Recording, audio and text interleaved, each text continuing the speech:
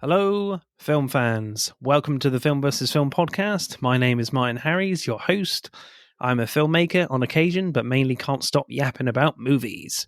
On this podcast, every episode I pick a topic from a film that's coming out at the cinema or on streaming.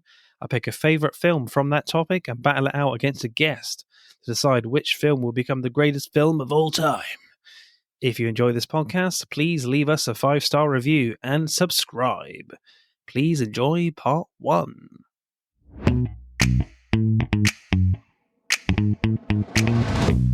Hello, podsters or podroonies, if you prefer. We are back again for another episode. Welcome, welcome, people.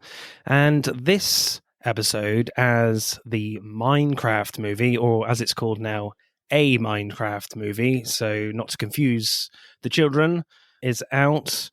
We are talking Video Game Adaptations 3, as we have done 2 previous episodes on the podcast. Way back when, in 2021, we did one, and another one last year with Matt and Mark, which was a lot of fun, more of a horror game episode. This one a bit more lighthearted, I think. And, of course, I am joined by the fabulous returning guest, Claire from Why the Flick. How are you? Hi, thanks for having me. I'm good. How are you? I'm very well, thank you. Busy week, a tad tired, but I am cracking forward. Right. So, Claire, tell us about your podcast and where can we find you? Yeah, so my podcast is called, as you just mentioned, Why the Flick. And basically every episode we watch a new movie and we ask ourselves, why the flick did we watch this? We just started season 5 and some exciting news if everyone is already listening, but I have 2 new co-hosts who are part of the podcast now. So it's the 3 of us together, my friends Alex and Danielle. We are doing the pod together moving forward. As of this recording, Nice. We just did an episode on The Substance, which was awesome. Very good. Yes, loved that movie. There will also be another episode out by now. We're doing Homeward Bound. So, we really run the gamut between critically acclaimed movies and nostalgia. So yeah, it's a really fun podcast. We talk all aspects of the movie. We have fun segments that we do at the end. So yeah, definitely check us out wherever you get your podcasts. Excellent. Yeah, I absolutely love The Substance. It was so good. I was really gutted when Demi Moore didn't win the Oscar for her performance. Yeah, just really right up my street in terms of horror. I do like my body horror, and yeah, just a really incredible film. And it just really surprised me that we hadn't seen a film like that in terms of satirizing body image and things like that. Totally. Yeah, so good for me. Yeah, we also thought Demi Moore was going to win because we talked about it on the episode and we recorded before the Oscars happened, obviously. But yeah, we really were 99% sure she was going to get it. And so Really? I was also equally gutted. And I was I had a whole other episode description written out. It was oh my gosh, congrats, Demi. But, things happen. So you got to pivot. You got to be agile in this world. But yeah, I'm still glad that she got the recognition elsewhere and she deserved it for sure. Yeah, it's just great how the film just goes completely over the top and then some. Oh my gosh, yes. That whole third act is bonkers in a good way. Absolutely wild. Yeah. Yep. For this podcast, we are talking Minecraft, a Minecraft movie. So what do we make of this one, Claire? It looks pretty fun, fairly commercial, but looks like a good time. I haven't personally played Minecraft. I'm familiar, obviously, with the video game and everything. But yeah, I think when the first trailer dropped, I was like, wow, this is interesting. The great cast. Very amazing stat cast. Jack Black. So yeah, I'm interested. I'm interested to see how it goes. I know video game adaptations tend to be hit or miss a lot of the time. It's often hard to have a true representation of a video game and take the concept of a video game and turn it into a movie. It's pretty challenging. So we'll see how it goes. Yeah, we'll see. You've got Jason Momoa in there and Jack Black. You gotta love those two. You know, Jack Black with a great big bushy beard. Yes, doing his Jack Black thing. Yeah. And you got Momoa in a like pink leather jacket.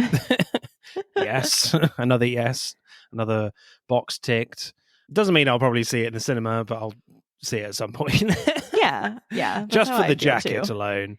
But I think it's interesting because obviously I've not really played Minecraft myself, but it's one of those kind of really creative games where you can just build anything and do what you want kind of thing. One of those games. So it doesn't really, well, I imagine it doesn't really have a story to it, but yeah, I don't know if there's any lore behind it or well, like anything. I don't know. I guess there's like different sort of worlds you can go to and mess around in, or that literally players have created, communities have created themselves. I'm not sure, but it kind of, I guess, gives the filmmakers a little bit of license to kind of do what they want. They're not kind of stuck in the story of the actual video game they're adapting from, because I think that's where a lot of video game adaptations into films kind of fall down, is that they're trying to like pick and pull parts of the story from the actual video games, and then it just feels very squished together, and it doesn't particularly work that well. Hence, I guess, you know, there is a little bit of a video game curse, even though like I know there is die-hard fans out there that are like, no, this curse doesn't exist. You just got to really seek out the adaptations. I think there's a lot of like anime stuff out there that have done this kind of genre really well. And The Last of Us too. Like, I know that's not a movie, but it's a TV show, and it's like wildly successful, really, really good. So like that, I think that's a perfect example of like something that's been really successful. Obviously, it's in a different format than a movie, so they have more room to work with on a TV show where they can have multiple episodes kind of like dive into the video game aspect. So yeah, I think that was obviously successful. Yeah, and you've got, what's the other one on Prime Video that's done really well? Ooh. Oh, Fallout. Fallout, that's the one. Yeah, that one was also very good too. Yeah. So I think if you were looking for like really good quality video game adaptations, movies are not where they are.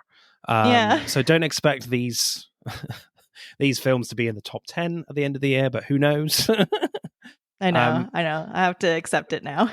Yeah. Giving away my hand already. No, but I mean, like, I look at not technically a video game, but the Lego movie, that's kind of based on a more of a creative IP, and that was really good and really fun. So I'm hoping it goes down a bit more of that vein with the Minecraft film. And Jennifer Coolidge is in it as well, apparently. I've just learned. Her. I love that woman as well, who is in the White Lotus, and I'm watching the White Lotus as well, which is very key to my decision, where I went with Tomb Raider. Other films in contention for me were kind of like Mortal Kombat, both versions. You know, I enjoy the new one. I haven't seen the older 80s one. But the problem with like Mortal Kombat is it's like a tournament based film, so like screenplay scores are just not going to be there at all. Right. Other ones, Warcraft. I was tempted by that. Duncan Jones. Done a lot of horror game adaptations.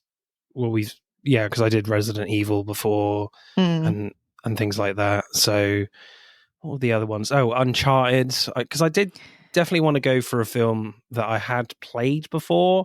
And Assassin's Creed was another one which I was tempted with, but it just has a really bad ending, and definitely one of those films where like the action is really well directed and performed by everyone, but like it's the stories in these games are huge. They're like big sprawling epics, and just to like squeeze them into our film, that's always going to end badly in a film. So, and I had played both those games, like Uncharted and Assassin's Creed, and loved them, and I wasn't particularly sure about the direction of the Uncharted movie. So I eventually went for Tomb Raider, the 2018 one, sort of the reboot version, not the Angelina Jolie one from 2001, because they did actually reboot it in the games as well. So to go down a bit more of a realistic route compared to the Jolie ones. Because I remember in the games of the original game, I think you have to fight dinosaurs as well.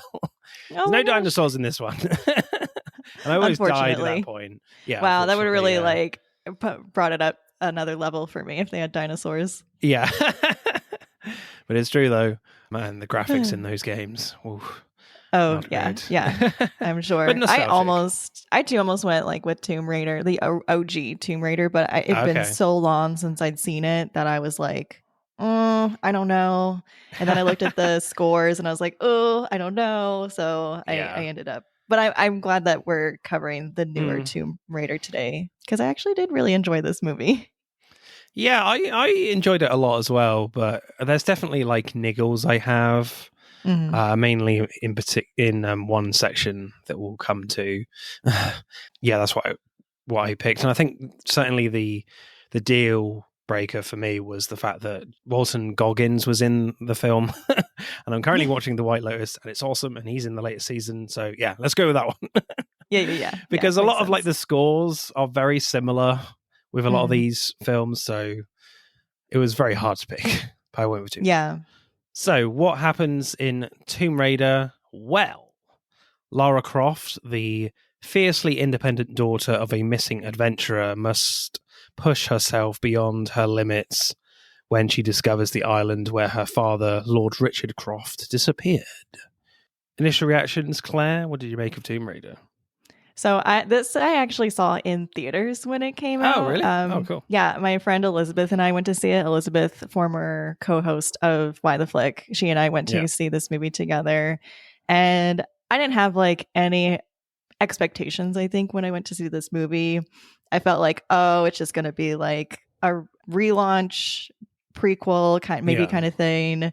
Didn't really like have any like expectations of it being good or bad, and I was like really surprised after I finished watching it. I was like, that was honestly like not like pretty good. Like I was entertained for the most part, and to me like this feels like a movie that is a video game because I can see that in the way in the action sequences, like different scenes that happen in the movie. I'm like, oh, I can totally tell like this would be something I would be playing in the video game as the character, like doing all the chase scenes or like going through the tombs or any of that, especially like once we get to the river scene and the airplane. I think that's definitely you can see that in there. So I thought it was pretty good. And I don't know, I think it's like a 2-hour movie. It felt pretty like tight in terms of plot. I really, really like the actress who plays Lara Croft, and I think Angelina Jolie. Yes, thank you. Angelina Jolie had kind of set this precedent for Lara Croft, and like that was connected with her, so it was going to be really, challenging, I'm sure, for this new person to come on and take the mantle. But I really like that it takes us back to like Lara at the beginning of everything, and she just doesn't have like the 2 guns yet, and she's like trying to figure things out. I don't know. It was just, I really liked it. I liked it a lot. Awesome. Yeah, I think I might be a little bit more down on it, but not massively. I think it's a really good time. I think maybe it's a little overstuffed, a little bit with like action. There's a lot of action in this film. Definitely. A lot of good action, to be honest. But I think there is a sense for me that I think that maybe just the action is covering up some of the cracks of where the script feels wanting a little bit. So I would have preferred a bit more of like some more character moments between Lara Croft and her dad, but certainly in that second half of the film. Yeah, so I think it's pretty solid, to be honest, as video game adaptations go. Yeah, honestly, when you pick, because I was maybe considering this one too, but then I saw again, like I looked at the Rotten Tomatoes scores and I was like, oh, maybe it's like not as good as I thought it was. And then you picked it, and I was like, oh, I was actually kind of like, I should have picked it. But yeah, but I think it's still fun that we get to talk about this. Cool. Okay, let's get into it with directing. I loved the boat crash scene. Definitely the most like intense scene so far in the film. Like the cinematography is amazing, very dark, and it definitely borders that line of being too dark and you're not sure what's going on. Maybe because I was watching it on my laptop and maybe it's darker on my laptop. I don't know. But that definitely kind of adds to the scene where you're like seeing cliffs and waves at the last moment before it hits the boat, while keeping like Lara the focus and keeping her lit enough, you know. I like the fact that you don't really know what happened to like Captain Lou Ren. He's got like the lifeboat at the end of the bow trying to get it out, but then the boat like hits the cliffs and then he's gone and you don't see him again until we get to the island. And you see everyone's kind of tied up and working for Trinity, trying to find the tomb, which I thought, so that whole scene I thought was really well done. And I like the little like monkey bars sequence on the edge of the boat. Yeah. That's like definitely pulled from the video game. Oh yeah, definitely. I haven't played it, but I have watched my husband play it, and like the video game that they're basing this off of, like basically opens up at the boat scene, and it's like I'm like 99% sure there's a monkey bar moment where you have to like do that as the character. So I was glad that they included that. Yeah, there's a lot of things they do include in the games because you've got like the mountain spike thing, the mountain hook. The pickaxe. Yeah, that she uses. Yeah, the bow and arrow. Yeah, I would have liked to have seen the bow and arrow a little bit more, but it was kind of a nice little. What's really interesting about this film is that they kind of sneak in a lot of video game kind of angles that you would use whilst playing the game. Because certainly, I'm not like a huge gamer, but when I had played this game, there's a lot of brilliant like third person view shots that they kind of sneak in, especially when she has the bow for the first time and like sneaking around the camp. And there's a few other shots like that where the director kind of sneaks in, which is kind of cool.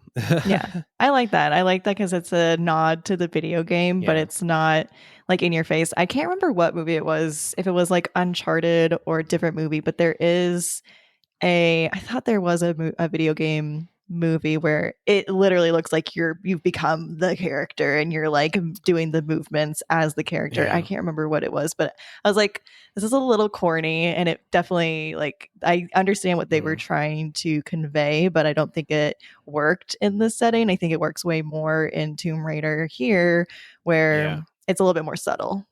Oh yeah, definitely. The whole like airplane wreckage is pure like adventure video game action for me, as you said, Claire.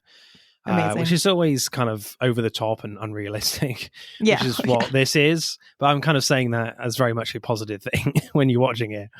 I liked how it starts off where like Lara escapes Walton Goggins' camp, and there's like a cool sequence where like a goon gets his legs taken out from under him by this like wire when he's trying to shoot Lara. Then Lara kind of falls off this fallen tree bridge into the river and ends up like hanging off the wing of this old what I assume is an old World War II bomber, which is trapped on the edge of a very large waterfall.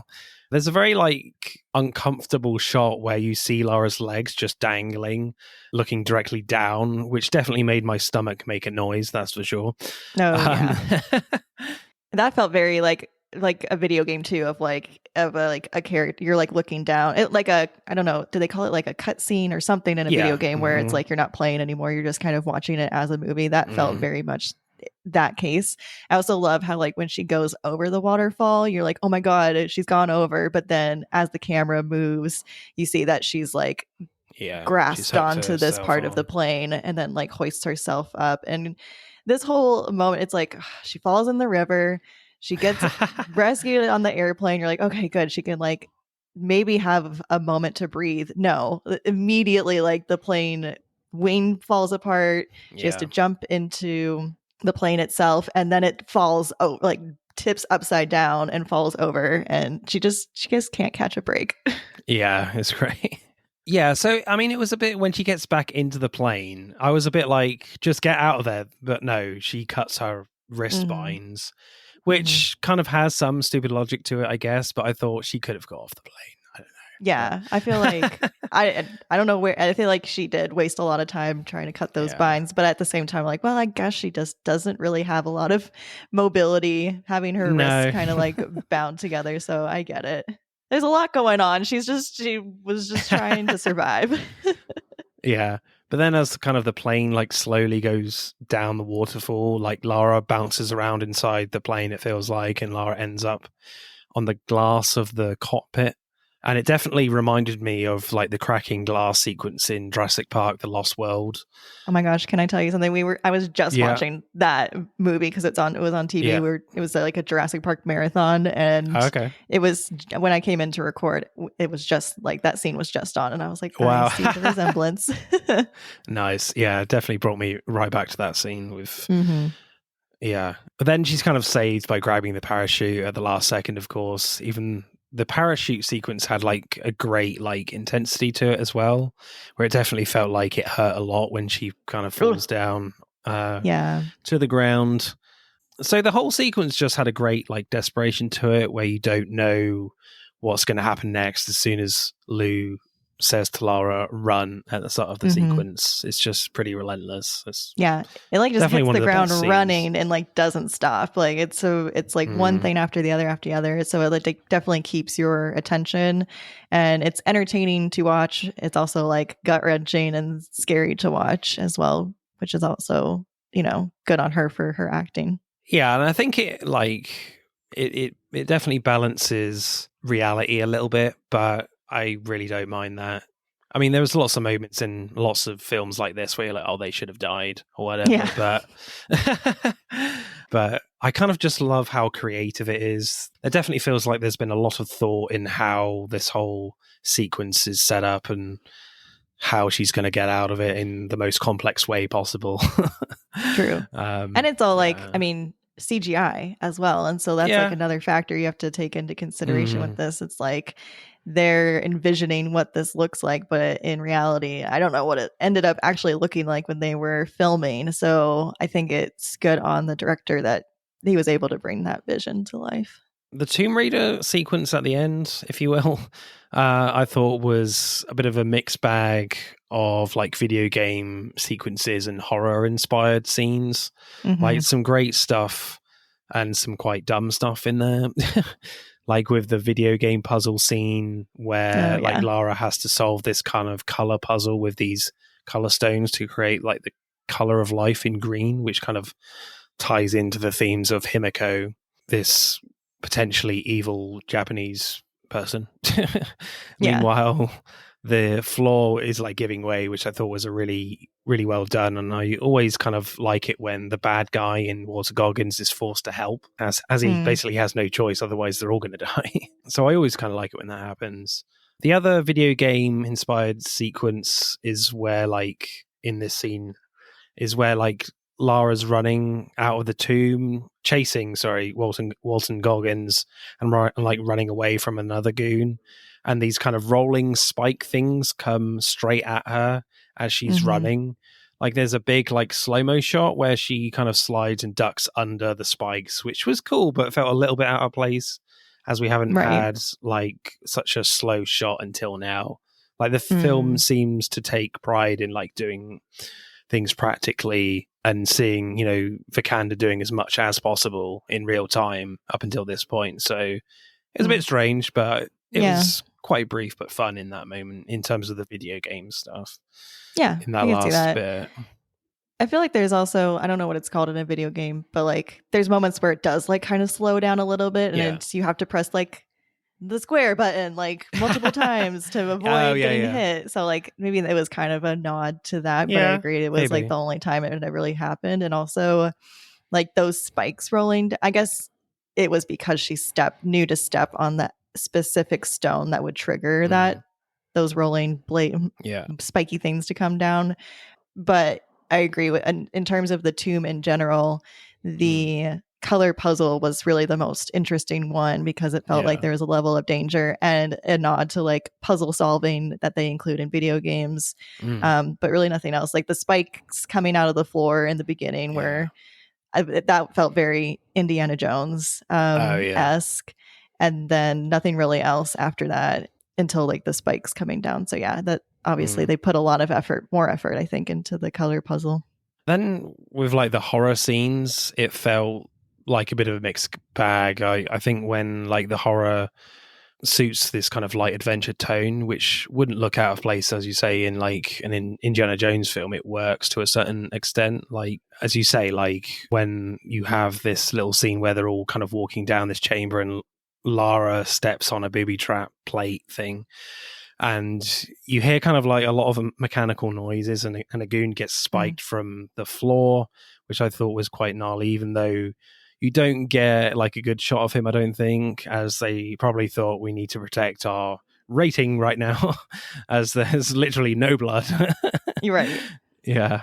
Then when they kind of open Himiko's tomb, you get like a genuinely like good jump scare, which definitely got me when like Himiko's face crumbles away. Not so much when it kind of like snaps upright. Then like one of the goons gets like infected with this like black goo disease that looked amazing, but they kill him pretty quickly, which is kind of understandable as a lot of them have got guns. But then later, when another goon like wakes up from behind Richard Croft and basically becomes a zombie, there's like the smallest of tussles, and Richard kills him pretty easily, I think. After like a great reveal of Himiko, and all we get is this kind of briefest of scenes with the zombies. That was kind of very disappointing for me. Instead, we get like a really dumb fight between Lara Croft and Vogel, where Lara dives onto this kind of ladder bridge thing, which obviously they went across before to get deep into the tomb, to get ahead of Vogel, which is above this kind of massive chasm, and she kind of kicks a Vogel Walton Goggins off the bridge and then kicks the bridge down the chasm, but she forgets that she's on the wrong side of the chasm to run away. True.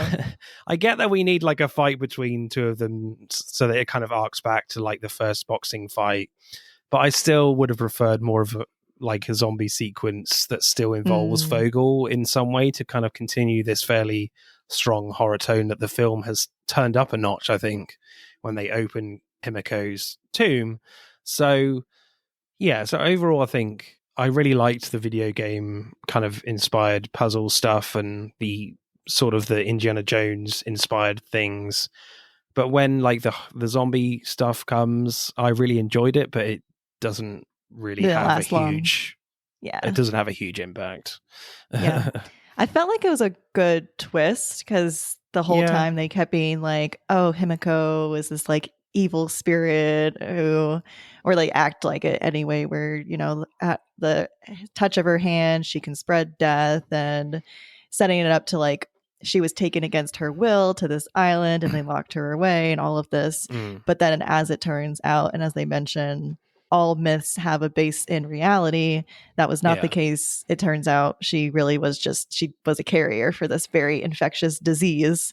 And at this touch of her hand, that's how she transmits it. So yeah, I agree. I think we could have done, if we were going to lean into the zombie of it all, we could have done more with that. It would have been cool to see Lara try to fight what's his name, Vogel, as a zombie, although touching like, I don't know how like much you could really do in terms of getting next to him. You could have had like a bow and arrow sequence or just kind of like Vogel and Lara trying to run out of the tomb while they're being chased by zombies or something. Yeah, true. Whilst fighting, or I don't know, just get it really intense for your last act. But yeah, it did pick up for me after he died and she used the pickaxe to like launch herself and grab onto the other side. That again harkened back to the video game to me. It felt like, and then she's like using the pickaxe to climb, and then she's running through the crumbling tomb, and then she grabs onto the light like rope thing. And then like gets carried up. I thought it picked up for me at that point. I was like, okay, good. We're back to like really great action sequence again. Yeah, I think certainly Felicia Vikander can run. She can run good. Oh my gosh, yeah. And I think they kind of portray that like really well, and it definitely feels like a great like epic crescendo moment with how quickly she's getting out of there while everything is kind of collapsing in on itself. Yeah, that was kind of a great sequence, to be fair. But yeah, I guess I just wanted more in an overstuffed film anyway. Yeah. Go more. Yeah. Do you have a favorite scene for you? I think the river airplane scene is my favorite because I think it's just like put together so well executionally in terms of what they were doing with like all of the action blending together. I mean, I think in the beginning, like there's other moments that I like too, and it's a little bit more like not as intense, but like the bike chase scene I thought was really well done too. That where was my favorite scene. Yeah. Yeah. And I mean, that's hard to film someone like biking and you're having to like follow the camera with them while they're biking through this city. And I just, yeah, I really liked that. I didn't like this one as much, but it felt very video game to me when she is being chased on the pier by those kids and she has to like grab the crane and like fling herself around to the other dock. That was a really cool part too. Yeah, that definitely feels very Indiana Jones and Nathan Drake as well. Oh yeah, for me. Yeah, really well done, that chase, actually. I think you don't necessarily need it in there, but I mean, but the way it was shot and just really great. I think what's really great about this film actually is it has a great mix of kind of these floating handheld cameras, floating like crane cameras, and like the handheld stuff. Because sometimes like handheld stuff can be too jarring and too all over the place. There's only a few films that really can do that brilliantly, like the Bourne movies from Paul Greengrass. He does that so well. With here, I think there's just a really great mix, and it's not too distracting. You know, each style doesn't kind of distract each other, which is good. But yeah, my favorite scene is a lot of the earlier action scenes, I think. Like, I love the fact that the film doesn't shy away from the action right from the start, where we have like quite an intense kickboxing fight. I think it's kickboxing anyway. I don't watch that sort of thing, which was cut with like great pace, which often doesn't happen in boxing scenes in movies a lot of the time, I feel like. Then I really like the bicycle fox hunt chase in London. First of all, it's just great to see like a bike chase first and foremost in a movie. It's just really cool. You just don't see them very often. Actual bicycle, not like motorcycle, you know? Yeah. Literally the last one I can remember is from E.T. Oh my God, yeah. That's it. Yeah, very true. But here, like, there's some really great like camera angles where the camera gets like really low to the ground, like following Lara right on her back wheel with like the streets of London whizzing past. It just felt really fast, but had kind of this fun tone feel about it as well, just to kind of get you into the film before it goes like horribly wrong and she crashes into a cop car and gets covered in paint. She should have stayed on the back of that truck. That was like the best idea she had. Yeah, she just stayed on it. Would have won the money, film it. Exactly. Wouldn't have had to deal with, I mean, maybe she still would have had to deal with all this, but yeah, I mean, it was definitely a fun sequence. Yeah. It was really fun, but kind of odd at the same time, because this sort of thing never happens in London. Like, never. You don't do fox hunts on a regular basis? Not in the central London, no. Oh my gosh, yeah. So, directing score, Claire, what are you going for the Tomb Raider? I'm going to give this a pretty high score. I think I'm going to give it an 8.5 out of 10. Right. I really felt like, in general, this director understood like how to take a video game and turn it into a movie, and not in a way that was like super corny or weird. And, you know, I think there are definitely like some criticisms that we've talked about, but in general, I think that action sequences are where it really shines, and like everything was clearly very well thought out and all came through together. And yeah, I liked it a lot. Awesome. Yeah, I really like the direction as well. Yeah, I think it starts off really well and it's all executed brilliantly, and I never doubted that like Alicia Vikander couldn't do any of this stuff, and she's presented on screen brilliantly. And I guess towards the end, it's a bit of a mixed bag in terms of sort of the direction sometimes. I mean, there's a little sequence where like Walter Goggins and Richard Croft are like basically shooting at each other when they're both kind of one's behind a pillar and one is behind the tomb, and they're just having like pop shots at each other. I'm like, come on, guys, we can be a bit more creative here. True. Yeah. Again, they're going down the sort of the realistic viewpoint, but I'm like, you're not going to hit each other, people. You're just wasting bullets right now. Exactly. But yeah, so I think like the first half, directional wise, it's brilliant. Like second half, still pretty good, but I think it takes a little bit of a dip. And I do kind of like how it definitely is pushing the boundaries of it's being realistic, but like it's really trying to push it as well, which is kind of what you want when you're watching a film like this anyway. Mm-hmm. Otherwise you'll just turn off watching. Yeah, so there's a lot of great sequences. So I'll probably go like an 8.3 for me. Nice. Right. So screenplay is where it falls down. Yeah, the jaws drop a little bit for me here. Yeah. One frustrating thing about this film is that we have kind of this backstory prologue about Lara Croft's father being obsessed with finding Himiko, this Japanese queen of death, with potential like supernatural powers, which seems really interesting and will certainly come into play towards the end of the film. But then we practically get the same scene where like Lara finds his research in this secret room. Plus we have this kind of posthumous video recording that only really adds to that he was kind of stricken with grief about his wife's death that we've never met and tries to prove that the supernatural is real and to maybe commune with the dead, with his dead wife. And he kind of tells Lara to burn all the research so it doesn't fall into the wrong hands. Of course, Lara doesn't do that. So the scene as a whole is okay as a kind of a piece of exposition, but I was basically thinking, why did we have this prologue at the start, which basically tells you the same thing anyway? Exactly. I feel like we just should have had like a few little inklings here and there about her father's research in Japan and not redo that whole scene practically, but just, adding a little extra bit of emotion. So I feel like the filmmakers were like, we need to make this super clear so that we're not confused. No, the prologue only happened 20 minutes ago. So yeah, that was a bit frustrating. I know. When she was in the little underground basement listening to him talk, I was like, wait, didn't I just hear this? Like basically this is the exact same recording that they used for the prologue. So yeah, I think either they needed to have a different kind of prologue to set up the scene that we saw, or just include something different in the basement scene when she's like going through all of the papers and listening to the recording.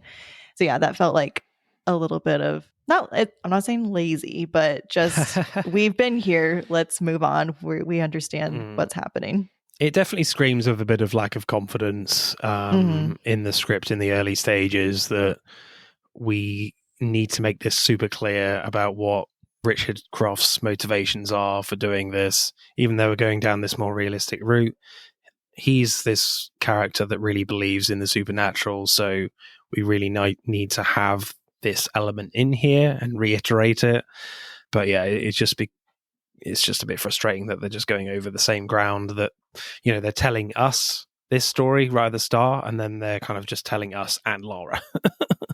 True. Yeah, definitely. Yeah. The film kind of makes no effort to use kind of any sort of puzzle solving narrative at all to tell the story, till that kind of one color glass scene in the tomb. There's like a terrible scene in the boat where she's like looking at this map and there's like loads of clock hands at the bottom of this map thing in the diary or whatever, and Laura just says 3. And then magic, she finds where the island is. I'm like, I know, I was like, how did you do that? There were like a lot of clock hands in there. Like, I think the first one might have been 3. I don't know, maybe she just stopped saying it out loud after that. But I was like, wait, how did you there were multiple clock hands there? How did you piece that together to find the location on the map? Yeah. Can you tell us, please? That would be nice. Right. We're just going to skip that part. Yeah. So the puzzle stuff just felt like an afterthought. Like later there's kind of like a little montage scene on the boat, and Laura's playing with this kind of little cylinder puzzle while we learn that there's this like shadowy organization called Trinity hunting the supernatural and on Richard Croft's trail. But the cylinder Lara is playing with tells us nothing. And it's just there for texture, and that's it. And it just feels really disappointing. I have no idea how the puzzle worked. I was like, she's like, oh, I'm figuring out this puzzle. And then she clearly knows how to open up Himiko's, tomb at the very end. But I'm like, she's just turning, I don't know what they're called, circular wheels, whatever they are. Anyway, but I'm like, I don't understand how she knows what she's doing, or like why it makes sense to turn this wheel that way and this wheel the other way. I just wish we got a little bit more insight into that. Yeah, there was no attention for those kind of sequences in terms of the details of how they would work out these puzzles, how she'd work it out. Even just some sort of code word or something, or lining up some sort of diagram. Or like you're matching like hieroglyphics or something, like that you just found, something to explain it. Yeah, and I don't think it feels like it's too much effort to like in the writing to like add those things in to make Lara look amazing when she's doing it. So it just it's like you have to assume, oh yeah, Lara can do it because she's a Croft. I'm like, can we have a bit more of that? Why though? Yes, what's happening? Exactly. I think they were too probably like, we can't figure out a good way, so we'll just keep it ambiguous. Yeah. So I think what sets this film apart from like Angelina Jolie's films is that they're going for this more realistic angle, whereas like the Jolie films definitely have like a stronger supernatural element to it. Here, yes, it's definitely more realistic, but the film definitely still teases you that there could be more supernatural elements here with Himiko. We're told like several times from Richard Croft's research that Himiko has dark supernatural powers. That's very much Richard's story and not Lara's. Like, Lara ultimately goes to the island to find out what happened to her father and not to find Himiko. And when like Lara finds her father Richard, he kind of seems to be crazy to begin with a little, and basically is denying that she's even standing there, which was really interesting. But they kind of move past that quite quickly, I think. Then as the film goes on, I feel like there is still questions always there with Richard. Is he completely kind of obsessed with Himiko and what she can do, or is Himiko like a myth before they open the tomb? So the film sort of makes Richard almost right, where like Himiko sacrifices herself as she had a deadly zombie virus to protect the world. So it still keeps to this somewhat realistic tone. Ultimately, I quite liked it that it was kind of a zombie disease, even though they don't do enough with it. But at least it's not like a giant like zombie, a giant like Japanese monster thing. Yeah, which is what you would expect in like a Jolie film or like a Resident Evil movie. But I think like the relationship between like Lara and Richard and the debate they have about Himiko isn't strong enough, and there's not enough conflict between them to make it more emotional when Richard ultimately dies, when he blows the tomb up. So yeah, I liked the parallels of Richard and Himiko because he talks to Lara about, I've been stuck on this island for many, many, many years, but I knew, 7 years. So, but I knew that, if I could keep them off the trail of Himiko, then I was doing a service to the world and all of that, and kind of like self-sacrifice. And he even says that line too of like, sacrificing one life is worth saving millions, and that is also what Himiko seemingly did.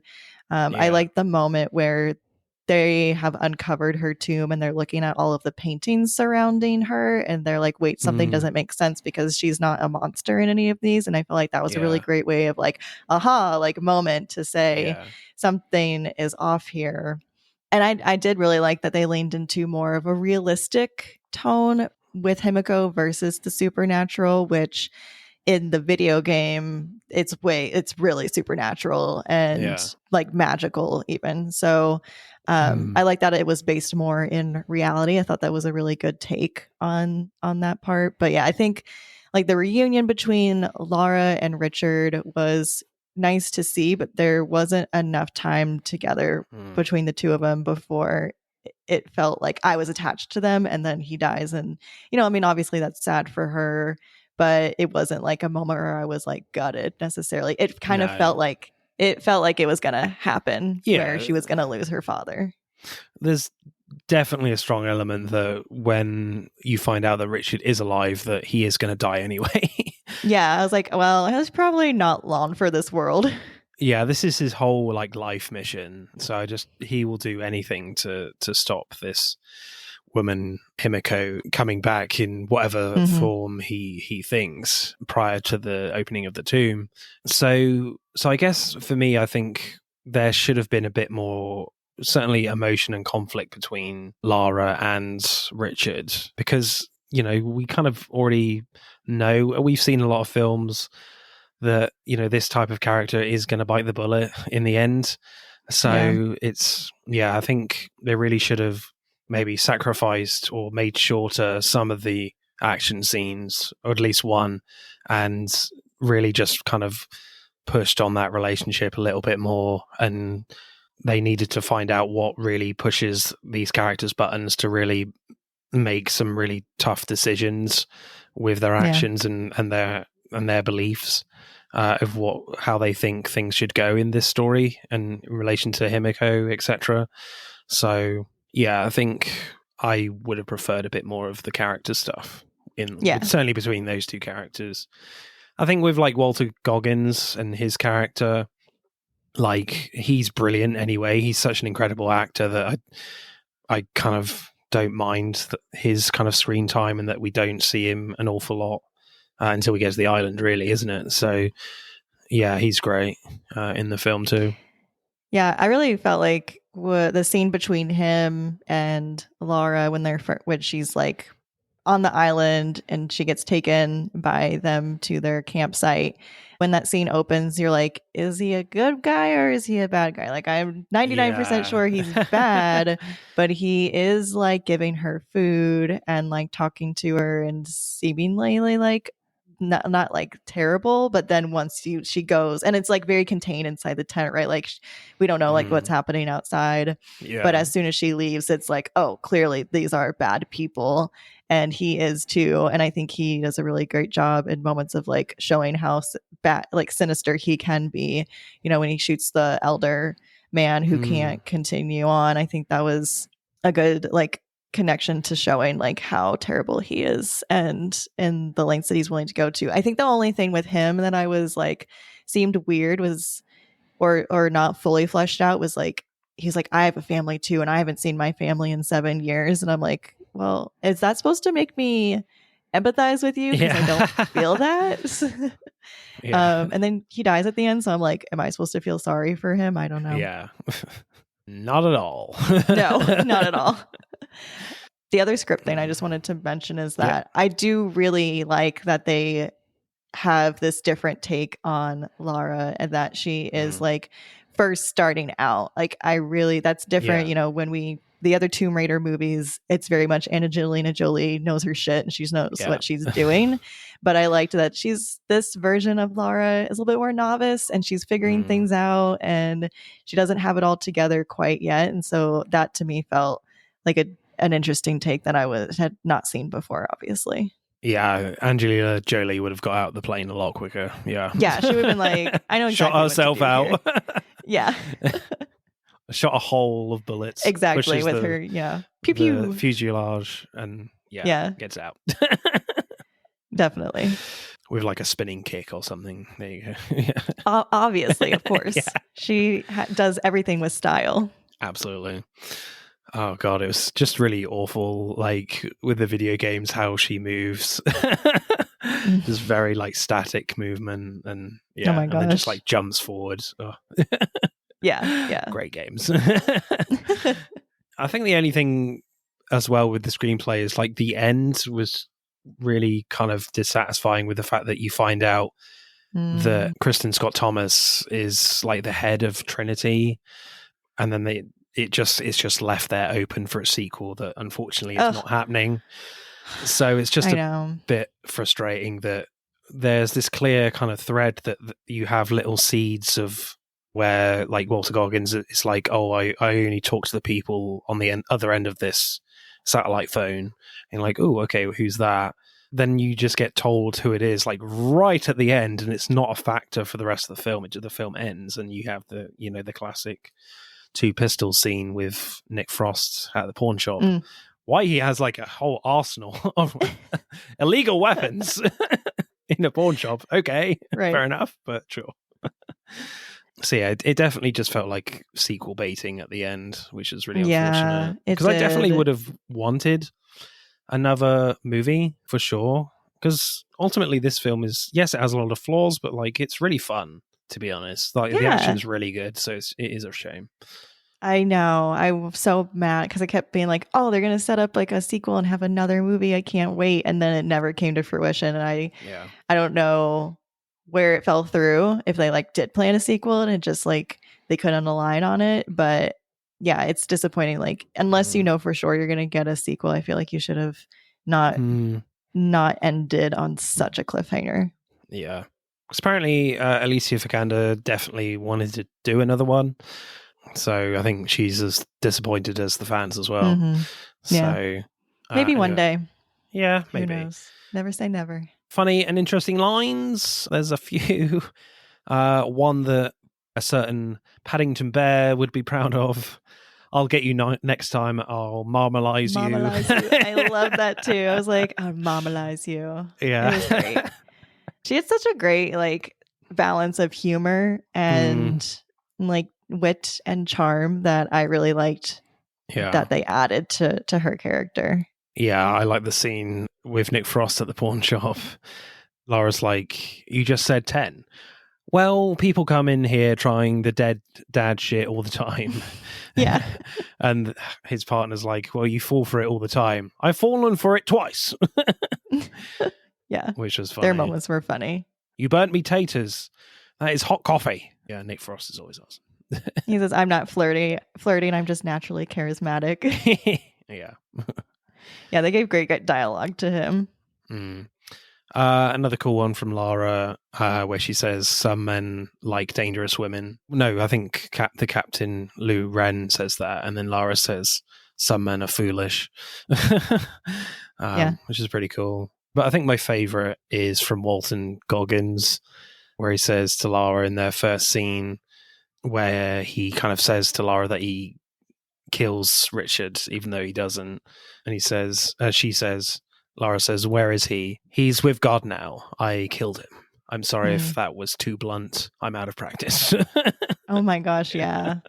Great line and great delivery. Absolutely. Deep burn. Screenplay score for you, Claire? What you going for? I'm going to go with a 7 out of 10. Straight 7? Yeah, straight 7. Generally speaking, I really did like the plot overall and like the story elements of like, she lost her father. She's got this goal to go find him. She gets to the island. She finds him. And like, obviously there's other things that happen in the middle. I felt like I enjoyed the story overall and it kept me engaged and entertained. I think like there's still a lack of certain elements, as we've discussed, in terms of, not really explaining how certain puzzles work or not diving fully more into like the puzzle aspect. The dialogue between her and her father too felt like a little surface level and could have been dived into more on an emotional level. And I think too, like this particular adaptation pulled a lot from the video game, and not to say like that's a bad thing, but I think it gave them more to work with, so they kind of like were following a plot that had already been planned out by someone else. But that being said, I did like that they leaned more into the realism of it all, with Himiko carrying an infectious disease versus being this like magical supernatural thing. I like that they pulled in elements of like her using like the bow and arrow and pickaxe and all of that. Ultimately, like script wasn't as strong for me, plot was better, so it's going to balance out to a 7 out of 10 for me. Awesome. Yeah, it's difficult with this because I agree with everything you're saying, and it's just there's a lot of things that bothered me about this script. Like, it definitely, I think the ultimate thing about this film, it feels very overstuffed, and they're trying to shove all these things in here. You've got all the Himiko stuff, you've got like Lara and her father's relationship, you've got Walton Goggins' character, you've got like the little tease with Kristen Scott Thomas and Trinity. You know, that's very surface level. And you've got a lot of action scenes in here that have to be written, of course, and they're very creative with that, and they're trying to squeeze all that in. Another aspect that was kind of frustrating, it takes 40 minutes to get to the island. I feel like that's too long as well. So I feel like you could easily, at the same time, I feel like you could lose a good 10 minutes of this film, but also I would have just replaced just more character stuff with less action, even though the action is really good. So it's kind of hard. And also, as I said, another really irritating thing is just you have two exposition scenes saying the same thing. Oh, yeah, true. And you've got the kind of the flashback stuff as well, which doesn't add a great deal of emotion when it comes to Richard's death, I don't think, towards the end. So, yeah, it's hard. Yeah. I'll go like I might go the same as you, actually, 7. Yeah. Because, I mean, all the script issues that we have in general, I still, again, liked the movie. So it's still fun. Yeah, it's still like fun to watch. And I think that's really like their strong suit, obviously, were the action sequences. And they put those together very well. So it's not a terrible script. It's just could have been better. Yeah, definitely. Right, acting then. I feel like the quality of acting goes up a notch when Walton Goggins shows up on the island. Like, he's like brilliantly cold and weary when he talks to Lara about the island and the fate of Richard, her dad. Like, he plays it in a way that in any moment he could break out of this cold calmness and could snap out of control and as a crazy person. So I feel like, yeah, I'm just a big fan of Walton Goggins. He's great in The White Lotus at the moment. Very different character, but he's got great range, that guy.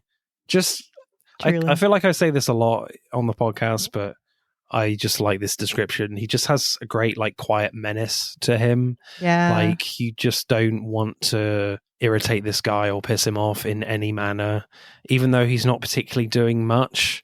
Yeah, he just has that presence about him that you're like, ooh, I'm going to walk past him and hope he doesn't catch my eye. Yeah, exactly. I thought he was so good at being a really good evil dude and very quietly sinister. You can't, like, you feel like I mentioned in the beginning when he first gets kind of introduced to her, you're like, what are you, what kind of side are you on? I think you're bad, but I don't know. And then, you know, once that, like I said, elder gets shot by him, like, it's very quick all of a sudden, and then he turns the gun on Lara. And I think, you know, his acting in that moment's great because you don't know, like, what is he gonna shoot her? What's gonna happen? It's in a really intense moment before he decides not to ultimately. I think this isn't anything on Walton Goggins, but the fighting sequence between him and Lara at the end, like, I know he got the upper hand on her, but I was like, Lara would she's gonna kick his ass because, like, she seems like way more fit than he is, and he just is like only has the protection of his cronies essentially, which are wiped out by that point. So yeah, him getting the upper hand seemed not as realistic to me, and definitely like made more sense when she, you know, gets him in the end. But yeah, that's nothing on Walton Goggins. I think he does definitely more of like that, like, sinister presence than like a true, like, you know, bulky badass. Yeah, because he doesn't have any like scene where he shows his menace in a physical way, in like killing someone or hurting someone physically, if you know what I mean, without his weapons. So there was not like a big tease about that it's going to be a real tough fight for Lara when she does fight Walton Goggins at the end. So yeah, I definitely get that. But I think Alicia Vikander though definitely shows off like her physical attributes amazingly well. Oh my as we've gosh, talked about, yeah. like the run at the end, and even a lot of Yeah. great stuff. I wasn't sure about like all the kind of cocky, confident stuff during the kind of London stuff. Sometimes it kind of comes off a little bit cringy for me, only in tiny moments with one line here and there. But when she kind of starts her adventure, she's really good for me. Like the way her like inner adventurer comes through, and sometimes you get like this pure fear and desperation, and she's like amazing after the whole like airplane wreckage sequence where she sees this kind of piece of shrapnel like stuck in her stomach, and you feel like all the adrenaline is just draining from her body, and she's suddenly just feeling all this pain in her body, you know, when she pulls out the bit of shrapnel. Yeah, she does look proper scared in that moment, and it feels proper raw from her acting. Yeah, an amazing performance. And then certainly when we do get to the fight, even though it is super dumb in my opinion, that she definitely brings it of just like, yeah, I'm going to win this fight, and you definitely never doubt her. Yeah. I really like that she felt very realistic as, again, someone who's starting out and is, you know, maybe not as experienced as an Angelina Jolie version of Lara. So I liked that, you know, in the moments where she's struggling, like you can tell she's really struggling and it's not coming easy to her. I was also like fascinated to read that like the actress Alicia Vikander, is that how you pronounce? Okay. She put on like a lot of muscle to play the character and like really wanted to be as realistic as possible. She did a lot of her own stunt work too. So I think that also adds a really great element to her performance. And she was a fan of the video game series growing up too. So that's a plus. Absolutely. Yeah. She's great. I mean, it's very believable. Yeah. I'm so mad we don't have a sequel because I think she was so good. Dominic West, I thought was really interesting. Like, I think you know what you kind of get when you see Dominic West on screen a lot of the time. Certainly when he's in The Wire, very different character, but he's good at playing like these middle class, stately people with lots of money. Yeah. He's very good at that. But I really liked that cave scene though, when she kind of meets Lara for the first time, and he's got really long hair, and there is a very strong element of just weariness and delusions there, but not like it's not too much, but it's enough to like keep you doubting about what is actually the truth about Himiko, because your gauge about Himiko is always from him. So I think he keeps you guessing a lot. I mentioned that in screenplay, but I think your gauge is through his performance with that. Yes, you're given a lot of information, but yeah, it's that relationship, even though we've said that it's not the strongest, but what we do have is really great from Dominic West in that aspect. Yeah, I think I liked his performance a lot more post-Island when she comes across him again, because pre-Island, it felt very in character for his previous roles of like very dignified Englishman, like very sophisticated, seemingly very rich. Obviously, they're rich, but then once you see him on the island, he's like really broken down, losing his mind, like. It's the version of Dominic West that I've not seen before, so I think he did a really good job in that moment. Favorite performance for you, Claire? Alicia, obviously. I love basically anytime she was on screen, she was great to me.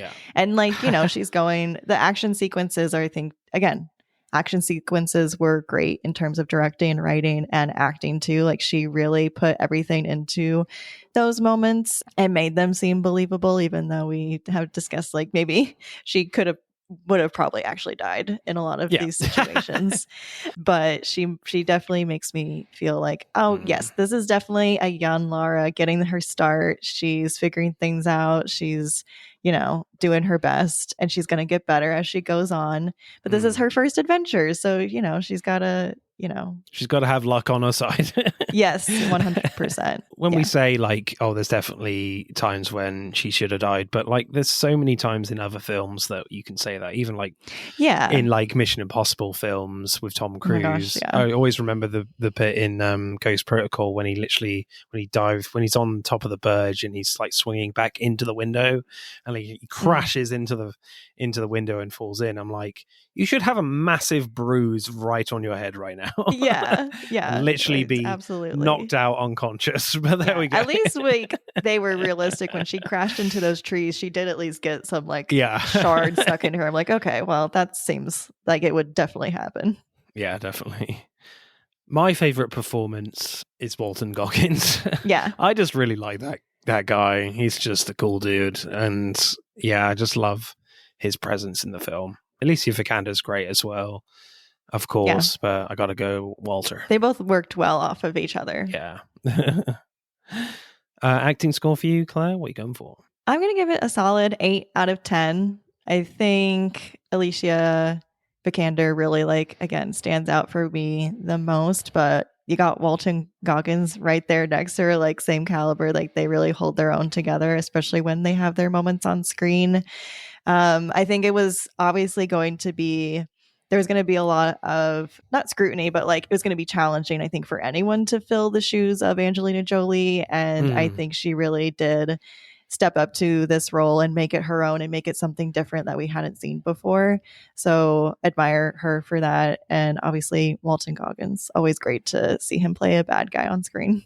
Yeah, because it is quite a surprise seeing Alicia Vikander in a role like this, a big action role, because she's been nominated for many Oscars, I think, in her career, and she does a lot of dramas and things like that. So you don't expect her to fill this role so well, as an action heroine. So yeah, I'll go an 8.2 for me. Nice. Right, let's add up the scores then for Tomb Raider. Tomb Raider gets exactly 47 points. Nice. Yep, 47. Is that, what's the average that you've seen? I don't know where this falls. What, in video games? Yeah. It's pretty decent, to be honest. Okay. Yeah. Higher than average. Nice. I think it was a pretty good take on the video game, Tomb Raider. I think they made it their own, and obviously there's things that could have been better, but generally speaking, it's a fun movie to watch. I recommend it. And the best Tomb Raider film, I think. Yeah, I need to go back and watch the old Angelina Jolie ones, but yeah, they don't hold. I have a feeling this is this is good, better than those. That's it for part 1. Thank you for listening. I hope you enjoyed it. Check out part 2 to see who wins. But don't stop there. Get involved and tell me what your favourite films are relating to the episode. Send us a DM or comment on Instagram and TikTok at Film vs. Film Podcast, for X at FVF_podcast. Plus, we are now on YouTube, so hit that like button and comment there. If you do, I'll give you a shout out on the next episode. Remember, please leave us a 5-star review and subscribe. Pod signing off.